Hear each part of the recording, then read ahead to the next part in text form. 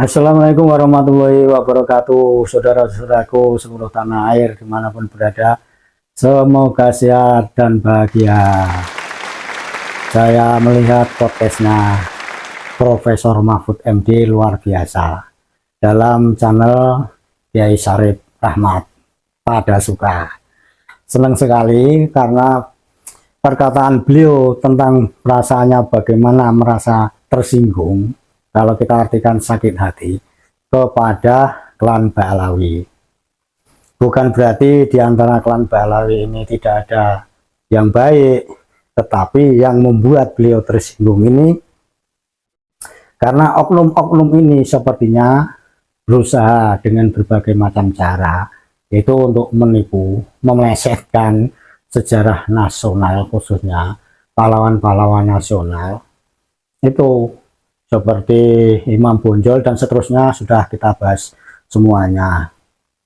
Dan kemudian seolah-olah juga kemerdekaan di Indonesia ini atas usaha atau dukungan atau usulan dari klan Ba'alawi. Apalagi ketika Pak Karno waktu itu mau memproklamirkan kemerdekaan Indonesia. Ini juga sudah kita bahas bahwa dalam saat-saat seperti itu, tanggal 16 ini dan sebelumnya tidak ada terjadi tertulis dalam buku-buku sejarah kalau Pak Karno ini bertemu kepada salah seorang habib. 1945 pukul 8 pagi lebih 15 menit, pesawat B-29 Amerika Serikat terbang di atas Hiroshima, Jepang. Pesawat yang ada di Kuitang.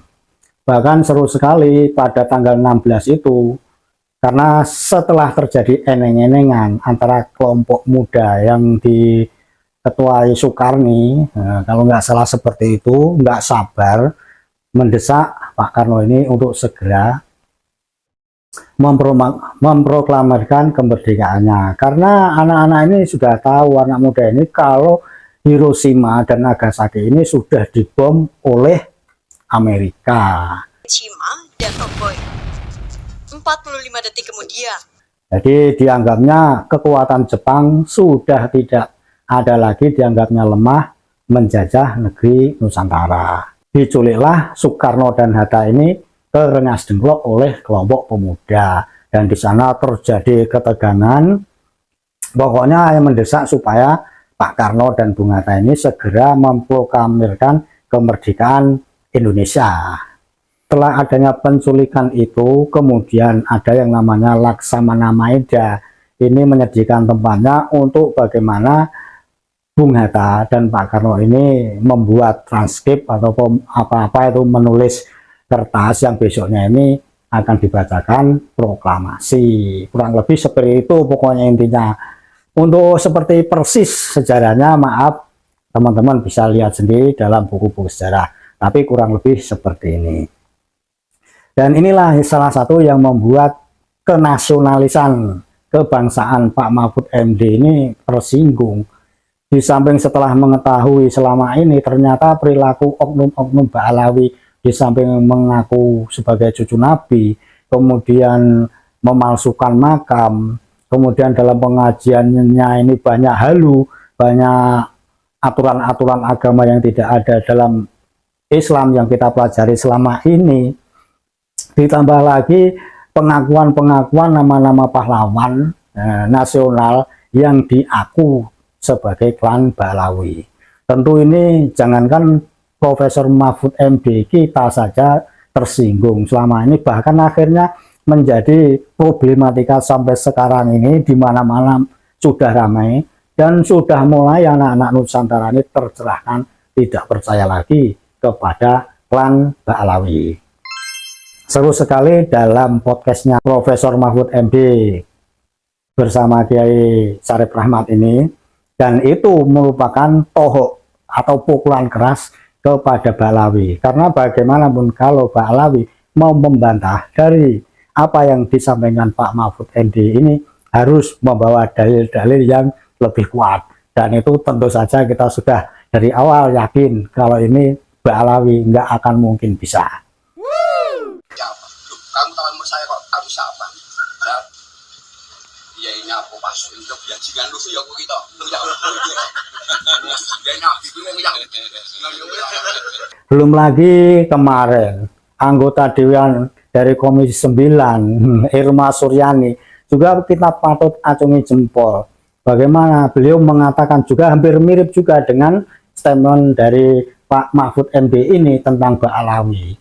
Kita juga mesti hati-hati seperti dalam kata-kata Ibu Irma Suryani ini juga berpesan, ini juga harus diwaspadai karena bisa-bisa kalau semua ini diklaim masalah sejarah pahlawan-pahlawan nasional, kemerdekaan Republik Indonesia, bendera merah putih yang semua ini diakui oleh klan Ba'alawi, kalau tidak segera diatasi, ini akan membahayakan di kemudian hari. Bahkan Ibu Irma Suryani mengatakan tindakan seperti itu adalah berbahaya dan kriminal. Oke, sekarang mari kita lihat bagaimana Profesor Mahfud MD mengeluarkan unek-uneknya kepada Ba'alawi dalam podcast yang tadi saya katakan. Mari kita ikuti. Yang pertama kali masalah nasionalisme saya ya, rasa kebanggaan saya terhadap Indonesia itu ternodai oleh sikap-sikap beberapa habaib, tidak semua habaib. Saya punya banyak teman habaib juga yang sampai sekarang masih silaturahim, tapi ada beberapa habaib yang membuat hal-hal yang bagi saya menodai kemuliaan leluhur saya juga. Saya harus anggap leluhur saya bangsa Indonesia itu mulia, tidak kalah mulianya dengan habaib. Dan ini yang mendirikan Indonesia. Nah, rasa kebangsaan saya itu ternodai ketika muncul berita-berita yang terakhir ini. Saya ingin katakan dulu Kiai ya bahwa bagi saya sendiri berdasar histori masuknya habaib yang baik yang masuk baru abad ke 19 maupun yang masuk sebelumnya. Bagi saya sendiri apakah mereka itu turunan Nabi atau tidak, itu bagi saya enggak terlalu penting ya. Ba'alawi kalau bagi saya bukan gitu ya, bukan turunan Nabi karena dari filologi jelas ya. Kemudian dari histori jelas, kemudian juga DNA yang terakhir itu yang sudah ini. Jadi saya tidak percaya. Tetapi bagi mereka yang percaya bahwa mereka itu turunan Nabi ya silakan aja. Saya tidak keberatan. Saya tidak percaya, tapi bagi mereka yang percaya silahkan. Kan sama aja orang ngaku turunan Menak Jinggo, turunan Ken Arok gitu, saya tidak keberatan gitu. Memang kenapa kalau turunan? Bagi saya tidak ada urusan. Tetapi yang saya kemudian tersinggung dari itu ketika peran ulama-ulama Indonesia dan para pejuang Indonesia itu diremehkan. Misalnya cerita bahwa proklamasi kemerdekaan Mei 17 Agustus itu karena bisikan Habib tertentu kepada Bung Karno itu kan tidak pernah ada dalam cerita itu. Semua yang menulis selama ini Bung Karno pulang dari Dalat dijanjikan kemerdekaan, lalu terjadi sini tarik menarik antara pejuang. Yang satu ingin merdeka secepatnya, yang satu menunda sesuai dengan persetujuan Jepang. Sampai Bung Karno diculik. Tanggal 16 itu diculik, nggak ketemu Habib. Diculik oleh pemuda itu, nggak ketemu Habib siapa. Diculik, dibawa ke Rengas Dengklok. Pokoknya merdeka sekarang, kata Bung Karno ntar dulu. Gitu. Akhirnya sesudah itu malamnya rapat di rumah Laksamana Maeda. Laksamana Maeda itu adalah Dandim kota Batavia, tapi angkatan laut kan karena di Batavia. Dandim Batavia itu. Laksamana Maeda itu yang minta Bung Karno, Bung, kalau Anda mau rapat untuk merumuskan proklamasi besok pagi, di rumah saya aja, aman, saya yang jaga. Bukan Habib, nggak ada Habib. Cerita Habib ini nggak pernah ada. di dalam sejarah, kecuali dulu menjadi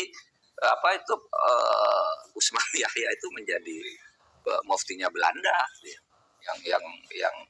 yang mengharamkan kita melawan Belanda. Justru itu Habib yang jelas itu tertulis dalam sejarah. Kalau Habib berbisik ke Bung Karno kapan?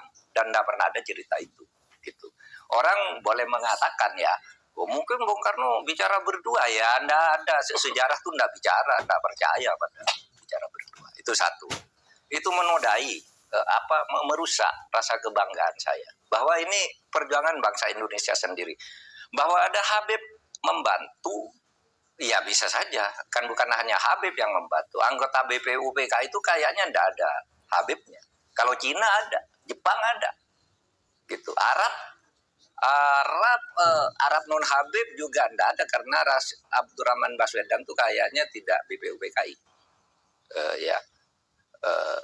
bukan masuk para pendiri gitu ya. Nah kalau sekarang lalu Habib, lalu para pejuang dihabibkan semua kan. Diponegoro, siapa lagi? Imam Bonjol. Wah itu kebanggaan orang Jawa loh, Diponegoro itu. Lalu dihabibkan. Habib dari mana? Ya Habib dari mana? Gitu. Nggak ada sejarahnya. Katakan itu. Nah itu. Apalagi sekarang langkah-langkah khurafat ya yang dibangun oleh mereka. Yang ketika itu muncul gitu, kita nganggap kan itu seperti dongeng. Bukan buat seperti wahyu. Masa malaikat katanya diusir, malaikat dikirimi surat, ini apa ini saya bilang. Jadi agama tuh menjadi dongeng akhirnya. Saya percaya pada mukjizat, pada karomah, tapi enggak kayak gitu juga gitu. Yang cerita-cerita Habib. Nah ketika ini muncul kan Rhoma Irama dituding-tuding oleh seorang Habib. Rhoma Irama, kamu fitnah, tunjukkan siapa yang bilang gitu. Kan kemudian muncul semua nih, ngomong ini ngomong ini ngomong ini. Ada yang macam-macam bahwa satu kaki Habib itu lebih tinggi, lebih mulia dari 70 kepala kiai. Kan gitu, itu kan penghinaan betul. Kalau orang tidak terhina dengan ini, saya kira tidak, rasa kebangsaannya rendah. Karena itu dinyatakan, harusnya ditegurlah oleh kelompok habaibnya sendiri. Ada yang bilang juga Habib itu meskipun mabuk, berzina, itu jangan dimarahi. Karena kalau Habib itu pasti masuk surga. Aduh, dari mana? Nah kalau gitu, dan ini tidak ada yang menjawab bahwa ini tidak benar gitu. Tidak ada Habib yang menjawab gitu. Bahwa ini loh yang dikatakan. Tidak ada tuh yang menjawab. Hanya berkekeh aja bahwa Habib itu berperan di Indonesia. Habib itu wali, Habib macam-macam gitu. Nah, oleh sebab itu, bagi saya ya silahkan, Anda keturunan Ba'lawi gitu kan. Ya silahkan. Saya keturunan Mahmudin gitu. Ya kan sama aja. Anda keturunan Minajinggo, tidak apa-apa. Minajinggo juga. Bagi saya sama aja Minajinggo atau Ba'lawi gitu. Kenaro gitu. Artinya mereka ini mempunyai kedudukan yang sama di depan hukum dan pemerintahan. Nah, yang khurafat-khurafat itu menurut saya harus diakhiri sekarang. Karena menimbulkan fitnah kan. Fitnahnya apa? Misalnya itu mendirikan kuburan-kuburan itu karena si Habib itu yang dirikan kuburan-kuburan itu sebelumnya pernah berfatwa bahwa Habib itu meskipun sudah mati mendatangkan uang, kan gitu kan. Itu kan fatwanya waktu itu agar orang menyembah. Lah, kok ujung-ujungnya lalu membuat kuburan agar orang bersedekah di situ, kan tidak benar. Orang bersedekah agar ini dianggap Habib keramat. Ada di daerah Jawa Timur itu ada kuburan korban PKI tahun 65. Dulu disebut Sayyid Y gitu, kalau Jawa Timur kan Y gitu. Nggak ada yang peduli. Lalu tiba-tiba beberapa tahun terakhir ini itu dibangun di sini, dibangun Habib ini, orang berbondong-bondong. Kenapa ini siapa? Nggak jelas kan. Nah, yang begitu itu membodohi bangsa Indonesia. Tapi saya hormat aja pada Habib-Habib seperti saya menghormati orang lain gitu. Karena kedudukannya bagi saya di depan hukum dan pemerintahan sama aja. Gitu. Oke lah, sudah kita lihat bersama-sama. Itu dengerin Habib Alawi, nggak ada itu namanya Habib ini yang mengusulkan proklamasi, membuat bendera merah putih, bahkan pahlawan-pahlawan diaku sebagai klan Habib, klan Alawi, nggak ada itu Bib. Jangan lagi bohong, udah ketahuan, orang-orang udah pada tahu ini yang ngomong ini Profesor Mahfud MD, kredibilitasnya diakui, nggak asal cuap-cuap kayak ente kalau ngisi pengajian yang hampir kalau diteliti banyak halunya, selalu mengatakan kalau durian Nabi, sekarang hentikan, kita sudah tahu semua. Oke, begitu teman-teman, kita sudah ikuti bagaimana sedikit paparan dari Profesor Mahfud MD yang mencerahkan ini. Yakinlah bahwa kata-kata beliau ini adalah yang sebenarnya, karena banyak didukung fakta dan ahli sejarah. Terima kasih. Assalamualaikum warahmatullahi wabarakatuh.